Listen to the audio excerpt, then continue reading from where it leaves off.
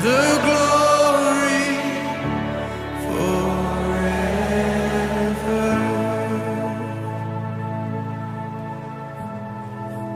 and evermore.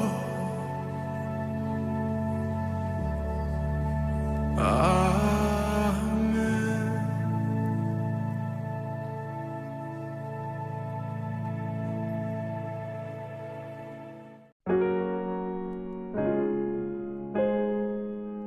What if I told you hope was the key?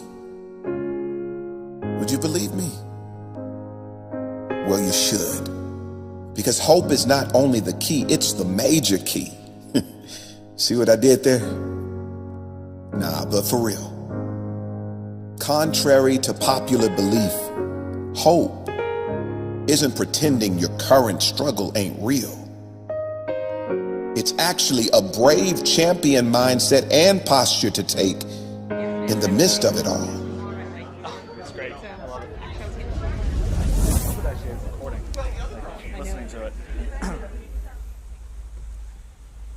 So you ask me, with all the divisiveness and bigotry and hatred and suffering and sickness and oppression and depression going on in the world, how could you possibly still believe?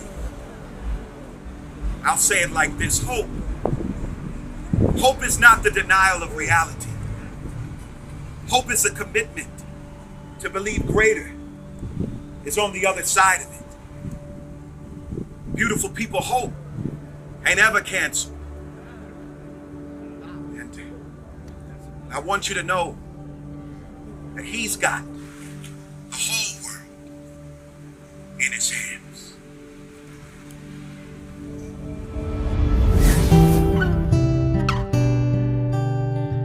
No need to worry. No need to fret. No need to be afraid when you know who's got it. He's got the whole world in his hands. He's got the whole world in his hands. He's got the whole world in his hands. He's got the whole world in his hands.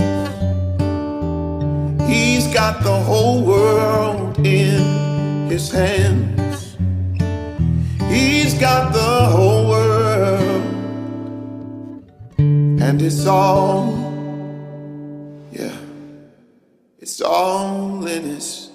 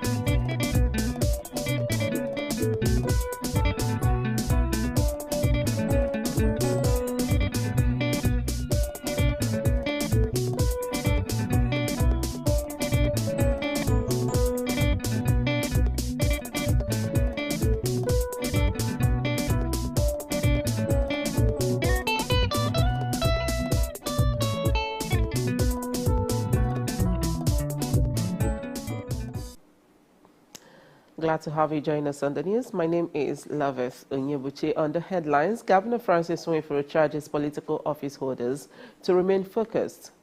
Lagos State Agricultural Input Supply Authority equips more than 500 farmers in Ikorodu division. France Prime Minister resigns after less than a month in office. The Ebonyi State Governor, Chief Francis Nwifuru, has urged all his appointees to stay focused amid criticisms. Governor Francis Nwifuru made the stirring address during a holy mass held at the Government House Chapel through the centenary city of Abakaliki. Government House correspondent Osando Ngota completes the story. Governor Nwifuru, who called on all his appointees to remain steadfast and unyielding to their duties, undeterred by criticism, particularly those circulating on social media, emphasized the need to remain resilient in the face of adversity. He acknowledged the challenges posed by critics, referring to many of them as detractors who propagate unconstructive comment that could detract them from the administration's goal, but enjoin not to allow the noise of negativity derail their committed service to the people of the state, reiterating his administration's dedication to providing quality democratic dividends to the people of the state. A lot have talked bad about us. We are the most abused government officials ever in this state. On social media, people get there, criticize commissioners, left and right. Those you know you are better than 10 million times. Even as a person, he cannot confront you.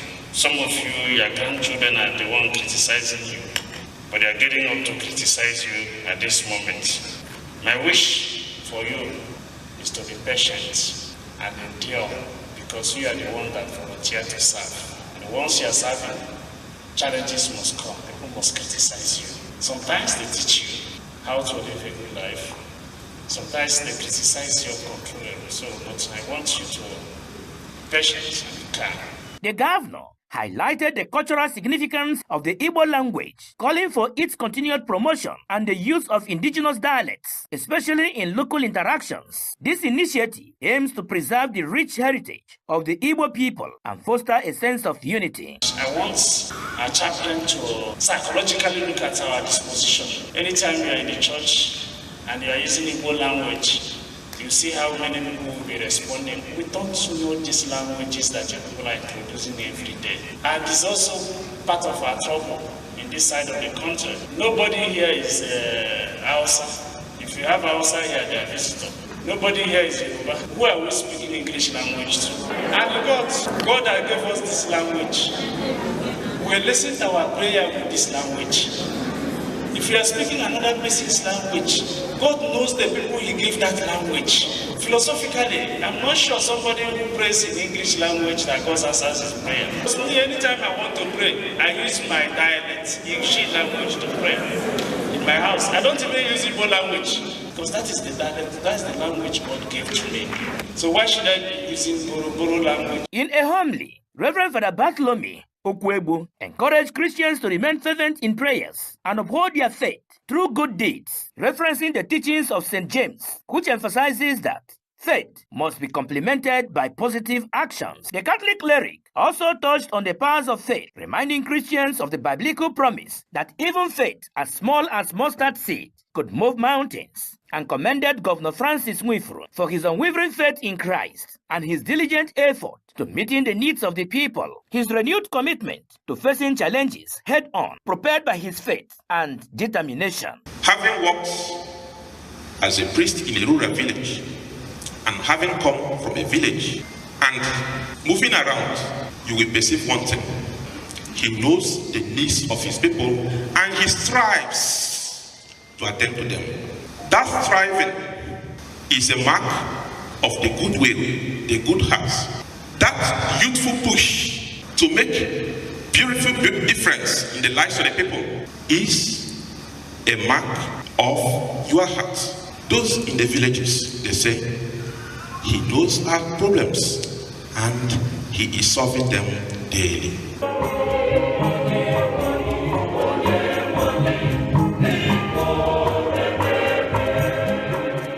Osondo Nguta, Salt TV News. The chairman of the All Progressives Congress APC Ebonyi State, Chief Stanley Emega, has called for closer cooperation between the state party leadership and the National Assembly members from the state. Chief Emega made the call during a strategic meeting between the state working committee of the party and members of the National Assembly held in Abakaliki. In a release by the publicity secretary of the party, Mr. Simbad Ubuatu, Chief Emega remarked that the meeting was conveyed owing to its importance to the unity and growth of the party. The APC state chairman further commended the lawmakers for their cordial relationship with Governor Francis Nwifuru, who is the leader of the party in the state, and urged them to sustain it for the good of the party and the state. He also reminded the National Assembly members that the running of the party is a shared responsibility, as the party needed their support in the provision of vehicles and regular financial assistance for enhanced performance. The Deputy Chief Whip of the Senate, Senator Ebonyi, thanked the leadership of the party in the state and assured them of their continuous loyalty and that their requests would be treated with urgency. Moving on. The chairman of Afikpo Local Government Area, Chief Timothy Nwachi, has commended the state governor, Chief Francis Winfrey, for his commitment in developing all parts of the state. Chief Nwachi made the commendation during the 2025 Independence Day celebration held at Government Secondary School, Afikpo. The report. The celebration, which attracted stakeholders, security chiefs, women groups, among others, was to celebrate Nigeria's 65th independence and the creation of Ebonyi 29 years ago, while Afikpo clocked 49 years. After reading the presidential address, expressed gratitude to the past and present leaders of the state for their visionary and purposeful leadership that have brought the state to its enviable height in the Committee of Nations. We must be sincere to ourselves. God has been faithful to Ebonyi State. In all the leaders that have so far led us, they have all performed very creditably to the benefit of Ebonyi State. Look at the present governor. He brought the old and the present together. You can now see that at every point in time, God have always chosen to give us a leader.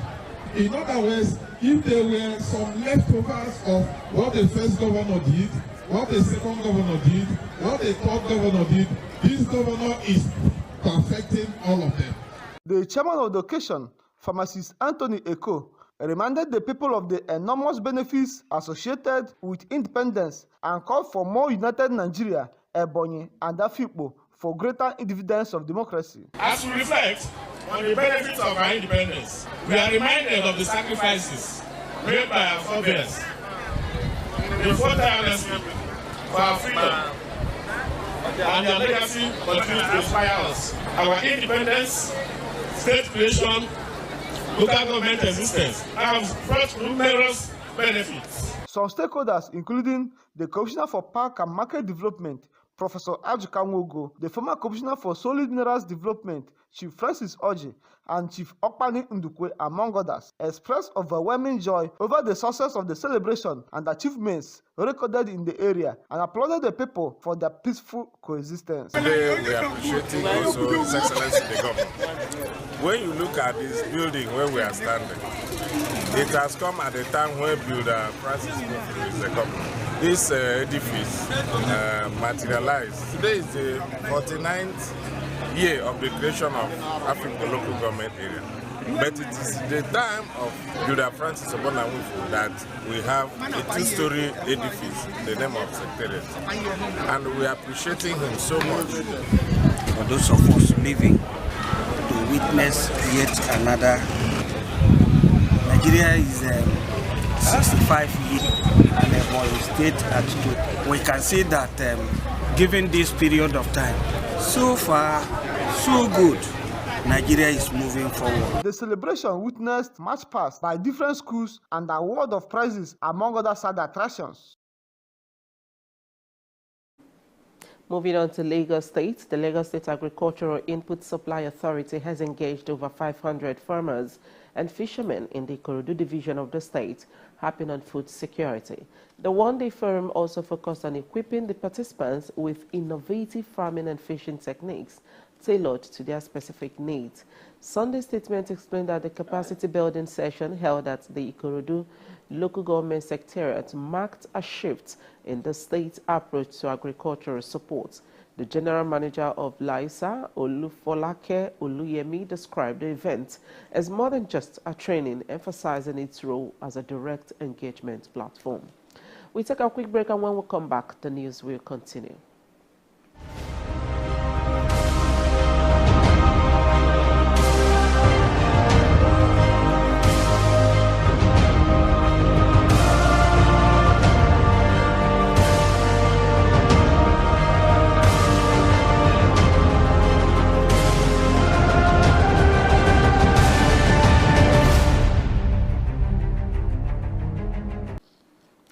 glad to have you rejoin us on the news. The Nigerian army said bandits terrorizing communities in Kwara were given a bloody nose by troops, denying reports that they were overrun.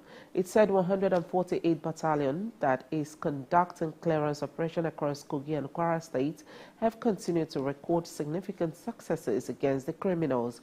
The clarification comes amid recent reports on social media alleging that bandits overran troops in Kwara and seized weapons and ammunition.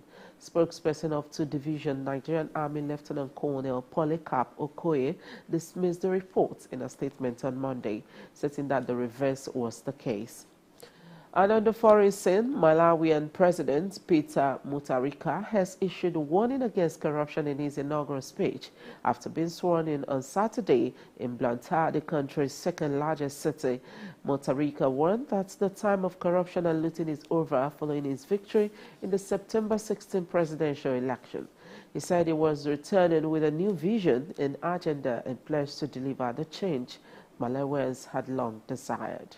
And now to France. France has been thrown into renewed political uncertainty following the abrupt resignation of his new Prime Minister, Sébastien Lecornu, after less than 1 month in office, marking one of the shortest premierships in the history of the Fifth Republic.